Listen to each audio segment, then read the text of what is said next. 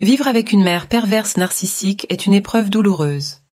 L'enfant est privé de cette relation de tendresse et d'amour qu'il devrait avoir avec sa mère. Au lieu de cela, il est confronté à une figure qui ne lui montre aucun attachement.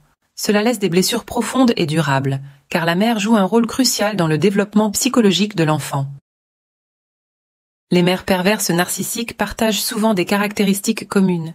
Elles n'éprouvent aucun amour réel pour leurs enfants et les négligent.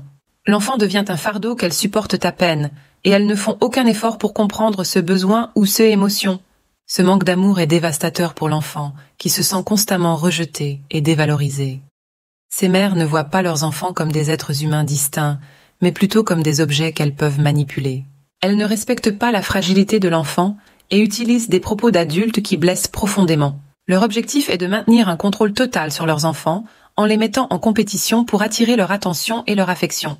Les enfants de mères perverses narcissiques grandissent dans une atmosphère de rivalité, de jalousie et de manipulation. Ils ne sont jamais égaux aux yeux de leur mère, qui favorise toujours l'un d'entre eux, exacerbant ainsi les tensions. Cela a pour effet de diviser les enfants, ce qui permet à la mère de conserver son pouvoir sur eux. Si ce contenu vous aide et que vous souhaitez en savoir plus, pensez à vous abonner à la chaîne, à nous suivre et à liker la vidéo. Cela permettra à ce contenu d'atteindre plus de personnes en besoin d'aide. Dans la relation entre une mère perverse narcissique et son enfant, l'enfant se sent constamment dévalorisé. Il finit par croire qu'il doit se plier aux exigences de sa mère pour être accepté. Cette relation toxique affecte profondément l'enfant, qui perd toute confiance en lui et se retrouve piégé dans une spirale de culpabilité.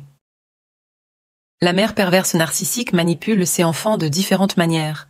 Certaines mères sont négligentes, tandis que d'autres exercent un contrôle total sur leurs enfants. Dans les deux cas, l'enfant est profondément affecté. Il cherche désespérément à plaire à sa mère, mais ne reçoit en retour que du mépris ou des exigences toujours plus grandes. Les mères perverses narcissiques peuvent également utiliser leurs enfants pour combler leurs propres failles narcissiques. Elles créent une dépendance mutuelle avec l'enfant, lui imposant un rôle d'assistant émotionnel. Cette relation devient particulièrement toxique lorsque l'enfant grandit et continue à devoir répondre aux besoins émotionnels de sa mère, parfois même au détriment de ses propres relations. Si cette vidéo vous parle, n'oubliez pas de vous abonner à la chaîne, de liker et de partager. Cela permet de faire connaître ces informations à un plus grand nombre de personnes en souffrance. Les conséquences de vivre avec une mère perverse narcissique sont profondes et durables. L'enfant grandit sans avoir reçu d'amour véritable, ce qui affecte sa capacité à développer des relations saines à l'âge adulte. De plus, il peut rester sous l'emprise de sa mère bien après avoir quitté le foyer, incapable de se libérer de son contrôle.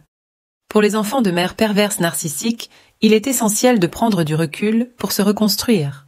Si vous avez besoin d'accompagnement pour surmonter les traumatismes liés à ce type de relation, n'hésitez pas à consulter nos séances de coaching sur notre site perversnarcissique.org/aide/coaching.